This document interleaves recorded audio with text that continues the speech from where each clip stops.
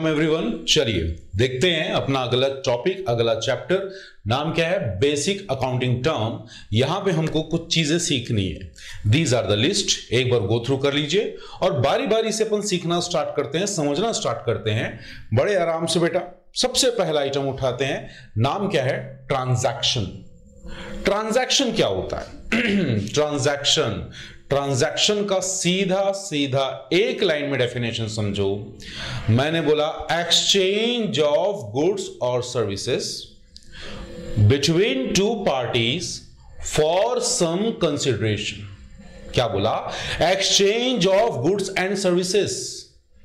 Business किसका होता है? या तो गुड्स का या तो सर्विस का, या दोनों। दो ही चीजों का बिजनेस होगा बेटा, तीसरी चीज तो कोई बनी नहीं है। या तो गुड्स प्रोवाइड करोगे या तो सर्विस प्रोवाइड करोगे या तो दोनों का कॉम्बिनेशन दोगे।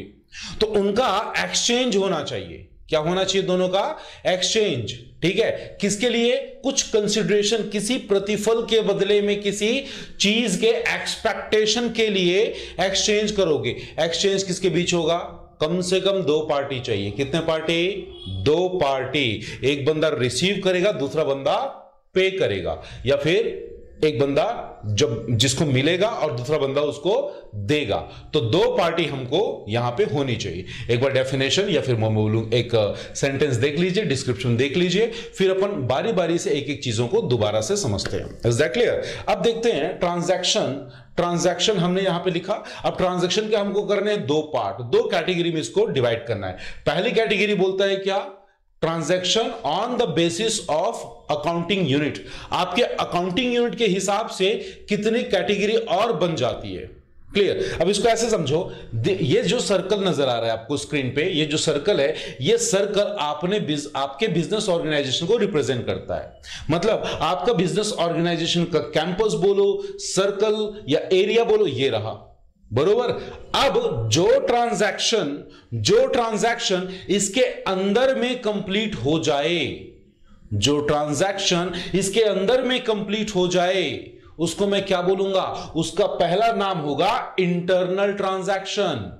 और जो ट्रांजैक्शन इस सर्कल से बाहर में कंप्लीट हो, उसको मैं क्या बोलूंगा? एक्सटर्नल। सीधी बात, जहां पे transaction within the organisation complete हो, इंटरनल ट्रांजैक्शन कहलाएगा। और जहां पे ट्रांजैक्शन आपके ऑर्गेनाइजेशन के बाहर कंप्लीट हो, पूरा बाहर नहीं, आपके ऑर्गेनाइजेशन प्लस बाहर, दोनों जब कंप्लीट हो तो उसको मैं बोलूंगा एक्सटर्नल ट्रांजैक्शन। बात समझ में आ गई? इंटरनल ट्रांजैक्शन के कुछ एग्जांपल समझ लेते हैं, जैसे कि हो गया प्रॉफिट आपके बिजनेस ऑर्गेनाइजेशन के अंदर ही होता है। डेप्रिसिएशन ऑर्गेनाइजेशन के अंदर होता है। बात समझ में आ रही है? अब मैं आता हूं एक्सटर्नल ट्रांजैक्शन पे। सेल किया तो सेल अपने ऑर्गेनाइजेशन के अंदर करोगे या बाहर? अंदर थोड़ी ना करना है, बाहर में सेल करोगे। बोलो हाँ या ना? परचेज करते हैं तो परचेज ऑर्गेनाइजेशन के अंदर से होता है, या हम बाहर से गुड्स परचेज करते हैं तो बाहर से जो गुड्स हम परचेज करते हैं वो एग्जांपल हो जाएगा किसका? External transaction. हमने वेजेस पे किया, सैलरी पे किया, इलेक्ट्रिसिटी पे किया, ये सारे बिजनेस ट्रांजैक्शन है। स्टेशनरी खरीदा, दीज आर बिजनेस ट्रांजैक्शंस। और ये सारे हमारे कैसे होते हैं? ऑर्गेनाइजेशन के साथ, बाहर वालों के साथ, ऑर्गेनाइजेशन के थ्रू बाहर वालों के साथ। तो इसको हम बोलते हैं एक्सटर्नल ट्रांजैक्शन। समझ में आ गई बात? अब थोड़ा सा आगे चले, देखते हैं आगे मैंने क्या बोला। दूसरी कैटेगरी, ये तो पहली कैटेगरी हो गई। दूसरी category, mode of settlement of values. Mode of settlement of values. तो यहां पे क्या होगा? ध्यान से सुनो। यहां पे आपको बस ये चेक करना है कि किसी ट्रांजैक्शन को कैसे कंप्लीट किया जाना है। हो सकता है आपने उस ट्रांजैक्शन के बदले तुरंत कैश दिया या कैश लेके उस ट्रांजैक्शन को ऑन द स्पॉट कंप्लीट कर दिया, या फिर उसके पेमेंट को डेफर कर दिया, मतलब बाद में देने का वादा किया।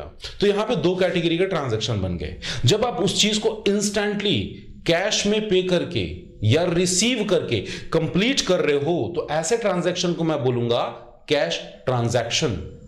और अगर आपने उस ट्रांजैक्शन के बदले इंस्टेंटली कैश नहीं लिया या फिर उस ट्रांजैक्शन के बदले इंस्टेंटली कैश नहीं दिया तो उसको हम बोलेंगे क्रेडिट ट्रांजैक्शन, जिसको आपको बाद में पे करना है। बरोबर मेरी बात। अब यहां पे मैं कैश जरूर बोल रहा हूं बेटा, लेकिन यहां पे कैश का मतलब ना on the spot cheque payment को भी आप कैश ट्रांजैक्शन में लोगे।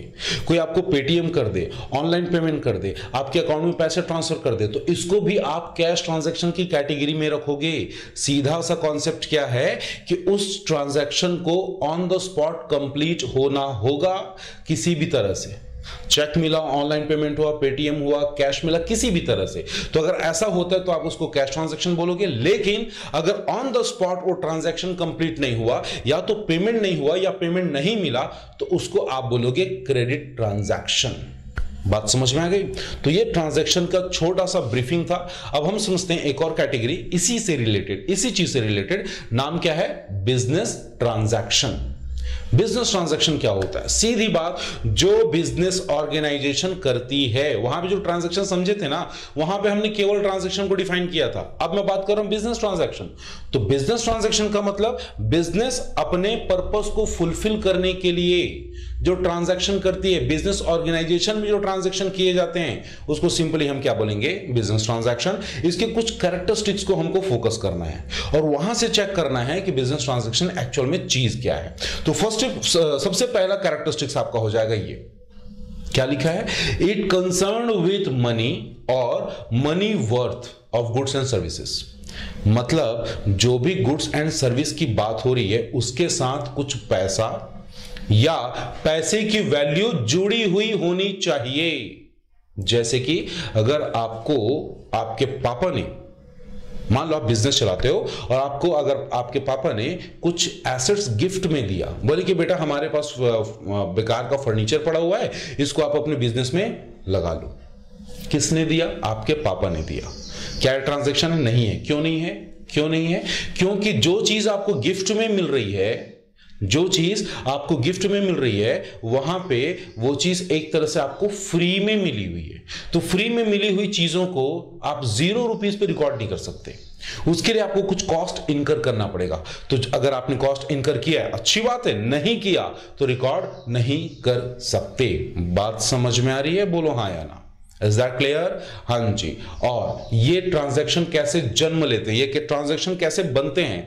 बेसिकली ट्रांजैक्शन बनते हैं मेरे बच्चे exchange of goods and services से, जो हम पहले डिस्कस कर चुके हैं।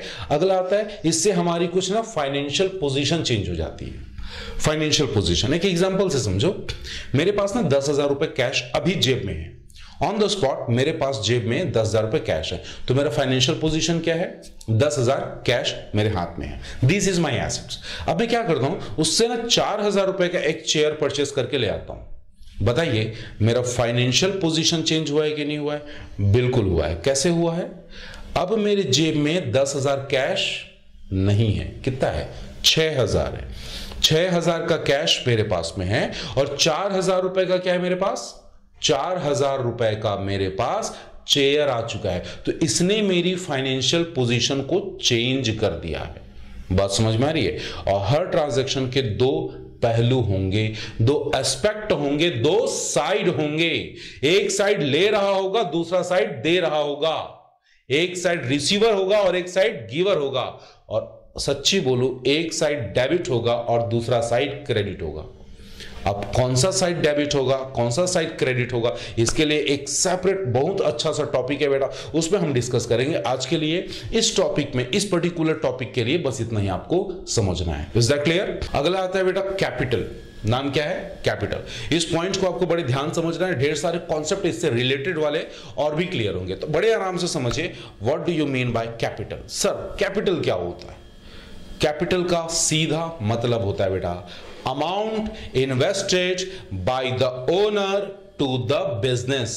Amount invested by the owner to the business. एक काम करो, स्क्रीन पे देखो। हमने बोला यहां पे एक बंदा है, इस बंदे ने सोचा कि वो एक शॉप ओपन करेगा। इस बंदे ने सोचा वहां पे वो शॉप ओपन करेगा। बात समझ में आ गई? क्या लगता है ये बंदा बस सोचने से शॉप ओपन हो जाएगा? बिल्कुल नहीं। इस बंदे को कुछ पैसे वहां पे डालने होंगे, वहां पे कुछ पैसे लगाने होंगे, और जो पैसा लगाएगा ना उसी को हम क्या बोलते हैं बेटा? कैपिटल। अभी मैंने क्या बोला? Amount invested in the business by the owner is called capital. अब थोड़ी सी ना बारीकियों को समझना स्टार्ट करना। कैसे? ओनर, मैंने बोला ओनर, मैंने तो यूं ही ओनर बोल दिया बेटा। अब अलग अलग बिजनेस होता है ना, तो उसके अलग अलग ओनर के टर्म्स हो जाते हैं, अलग अलग ओनर को हम अलग अलग नाम से जानते हैं। जैसे कि अगर ये बिजनेस कंपनी है तो ओनर का नाम क्या हो जाएगा? शेयर होल्डर हो जाएगा। अगर एक बिजनेस पार्टनरशिप फर्म है, अगर ये बिजनेस पार्टनरशिप फर्म है तो इस बंदे का नाम क्या हो जाएगा? इस ओनर का नाम क्या हो जाएगा? पार्टनर। अगर ये बिजनेस सोल प्रोप्राइटर है, अगर ये बिजनेस सोल प्रोप्राइटरी बिजनेस है तो इसका नाम क्या होगा? सोल प्रोप्राइटर या फिर ओनर। तो ये ओनर जो हम बोल रहे हैं ये सबके लिए है। Is that clear? वैसे वो बिजनेस में कुछ भी हो सकता है, कंपनी हो सकती है, पार्टनरशिप फर्म हो सकता है, एचयूएफ हो सकता है, कोऑपरेटिव सोसाइटी हो सकता है, कुछ भी हो सकता है। तो सीधी सीधी बात हमने क्या समझा मोटा मोटा कि ये बंदा वहां पे क्या लगाएगा? पैसा। मैं पैसा बोल रहा हूं, लेकिन मान लो अगर ये बंदा वहां पे क्या लगाता है? एसेट्स लगाता है, पैसा नहीं लगाया। इसके घर में कुछ एसेट्स पड़े थे, उस एसेट्स को उसने बिजनेस में डाल दिया। बताइए क्या ये कैपिटल होगा? बिल्कुल होगा। इसके पास कुछ स्टॉक पड़ा था, गुड्स पड़ा था, उसको भी उसने बिजनेस में लगा दिया। क्या ये कैपिटल होगा? बिल्कुल होगा। तो एक काम करते हैं, डेफिनेशन को अपग्रेड करते हैं। क्या बोला? एनीथिंग, पहले मैंने बोला था cash. Anything which owner contributed to his business is called capital। बात समझ में आ गई? बोलो हाँ या ना। एक मजेदार चीज यहीं पे समझना, ये जो ओनर है और वो जो बिजनेस है, इनके बीच में एक दीवार है। क्या बेटा? बीच में एक दीवार है। दीवार का नाम बताऊं मैं आपको? Separate entity concept. Sir separate entity concept क्या होता है? सेपरेट एंटिटी कॉन्सेप्ट बस एक बात बोलता है कि आप और आपका बिजनेस दोनों अलग हैं, दोनों सेपरेट हैं, दोनों एक नहीं है। सर ये क्या बात हो गई? हमने ही पैसा लगाया, हमारा ही फर्नीचर लगा, हमारा ही सारी चीजें लगी, और आप बोलते हो कि ओनर और उसका बिजनेस दोनों अलग है। How is it possible? मेरे बच्चे पॉसिबल ऐसे है। एक्चुअल में जब अकाउंटिंग में जब आप आते हो तो आपको बेसिकली किसी बिजनेस का प्रॉफिट लॉस, फाइनेंशियल पोजीशन पता करने के लिए अकाउंटिंग करनी होती है। अब मेरी बात को ध्यान समझो, अगर तुम बोलते हो कि तुम और तुम्हारा बिजनेस दोनों एक ही है, तो तेरे पर्सनल खर्चे, तुम्हारे पिकनिक के खर्चे, घर के खर्चे, बर्थडे पार्टी के खर्चे, घूमने के खर्चे, पेट्रोल के खर्चे कहां रिकॉर्ड किए जाएंगे? बिजनेस में। अब तुम चेक करके बताओ मेरे को कि तुम्हारे पर्सनल एक्सपेंस को भी मैं बिजनेस में रिकॉर्ड करता हूं। जो भी चीजें तुम्हारे साथ घटती है तुम्हारी पर्सनल लाइफ में, उन सारे खर्चों को भी वहां रिकॉर्ड किया जाएगा। बताइए क्या आप अपने बिजनेस का एक्चुअल में सही में प्रॉफिट लॉस डिटरमाइन कर पाओगे? इम्पॉसिबल। तुम्हारे पर्सनल खर्चे, सारी चीजें आप उसमें रिकॉर्ड कर रहे हो। क्यों कर रहे हो? क्योंकि आप बोलते हो कि सर हम दोनों तो एक ही है, मैं ही तो मेरा बिजनेस हूं। अरे नहीं हो तुम और तुम्हारा बिजनेस दोनों के बीच में क्या होगी? एक दीवार होगी। क्या होगी? दीवार। दीवार का नाम क्या है? Separate entity concept. क्या बोलता है कि तुम और तुम्हारा बिजनेस अलग हैं, तुम और तुम्हारा बिजनेस अलग है। बात समझ में आ गई? अब ध्यान से मेरी बात को समझना। हमने तो बोल दिया कि भाई साहब दोनों अलग हो। इसका मतलब यह हुआ कि यह बंदा जितने पैसे वहां डालेगा, जितनी पैसे की चीज वहां डालेगा, वो उस बिजनेस के लिए क्या बन जाएगा? लायबिलिटी बन जाएगा। क्यों बनेगा? क्योंकि आपने अभी कुछ देर पहले बोला दोनों अलग है। मैं तुमको कुछ पैसे दूं और बोलूं कि भैया जो भी चीजें होंगी बाद में लौटा देना, पैसे तो मैंने दिए हैं, तो वो पैसे आपके हैं क्या? बिल्कुल नहीं है, वो पैसे आपकी लायबिलिटी है। वैसे ही मैंने अपना पैसा कहां दिया? बिजनेस में दिया, तो वो बिजनेस की लायबिलिटी है। मैंने पैसा अपना बैंक में डाला, तो बैंक वाले का हो गया क्या वो पैसा? बिल्कुल नहीं हो, पैसा तो मेरा है, रखा बस बैंक में, तो बैंक वाले की क्या हो गई? लायबिलिटी हो गई। दैट इज वाई बैंक का बैलेंस क्रेडिट आता है बेटा, ध्यान समझना।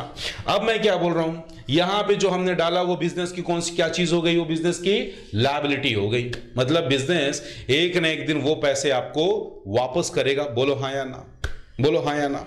अब एक चीज और बताओ, आपने पैसे क्यों लगाए थे? किस खुशी में लगाए थे? कुछ कमाने के लिए ना, कुछ पैसे कमाने के लिए। तो बेटा वहां पे आपको क्या मिलने वाला है? प्रॉफिट। क्या मिलने वाला है? प्रॉफिट। बिजनेस में प्रॉफिट हुआ, बिजनेस में प्रॉफिट हुआ, वो प्रॉफिट बिजनेस अपने पास रखेगा या उस प्रॉफिट पे तुम्हारा हक है? ओनर का हक होता है। और ओनर को रिप्रेजेंट कौन सा चीज कर रहा है? वहां पे हमने जो पैसे लगाए, हमको रिप्रेजेंट करने के लिए वहां पे कैपिटल अकाउंट ओपन किया गया, कैपिटल बोला गया हमने जो पैसे लगाए। तो एक काम करो, वो जो प्रॉफिट बिजनेस में हुआ उसको कैपिटल में जोड़ दो। जो प्रॉफिट बिजनेस में हुआ है उसको आप कैपिटल में ऐड कर दो। तो सीधा सीधा मैं अल्टीमेटली क्या बोलना चाह रहा हूं कि जब जब होगा प्रॉफिट, आपके कैपिटल की वैल्यू बढ़ जाएगी। और अगर मान लो लॉस हो गया तो रिस्क तो तुमने ही लिया है, रिस्क तो तुमने ही लिया है। तो जब लॉस होगा तो तुम्हारे कैपिटल की वैल्यू रिड्यूस हो जाएगी, माइनस हो जाएगी। बात समझ में आ रही है? बोलिए हाँ या ना। अगर समझ में आ रही बेटा तो थोड़ा सा चीजों को और समझते हैं इसी डायग्राम से, इसी चीजें से। मैंने बोला था ये काफी इंपॉर्टेंट कॉन्सेप्ट है। आप इसको ना फॉरवर्ड करके दोबारा पॉज करके आराम से समझो, आराम से नोटिंग बनाओ। बहुत काम की चीजें, ढेर सारी चीजें क्लियर होंगी। और ध्यान से समझो, हमने बोला कि हम अपने पैसे बिजनेस में डालते हैं, बिजनेस उसको क्या बोलता है? कैपिटल बोलता है। मान लो मुझे कभी बाद में पैसों की जरूरत पड़ी, मान लो मुझे कभी बाद में किस चीज की जरूरत पड़ी? पैसों की जरूरत पड़ी। अब मैं क्या करूंगा? मैं जाता हूं अपने बिजनेस, वहां से पैसे निकाल लेता हूं, वहां से पैसे कुछ निकाल लेता हूं। किस लिए? पर्सनल पर्पस के लिए। किस लिए? पर्सनल पर्पस के लिए। और जब जब आप अपने पर्सनल पर्पस के लिए पैसे विथड्रॉ करते हो, कुछ भी चीज, पैसे नहीं, कुछ भी चीज, गुड्स, एसेट्स, मनी, कैश, कुछ भी बिजनेस से अपने पर्सनल पर्पस के लिए तुमने ड्रॉ किया, विथड्रॉ किया, पैसे निकाले, तो इस टर्म को बोलते हैं, इस ट्रांजैक्शन को बोलते हैं ड्रॉइंग। क्या बोलेंगे? ड्रॉइंग। इस बात को याद रखना अपने को। बात समझ में आ गई? तो ये पूरा डायग्राम, एक एक्सप्लेनेशन आपको समझ में आ चुका है? बोलिए हाँ या ना। अगर समझ में आ चुका है तो थोड़ी सी कहानी को और आगे बढ़ाएंगे। ध्यान से सुनिएगा आगे की कहानी क्या है।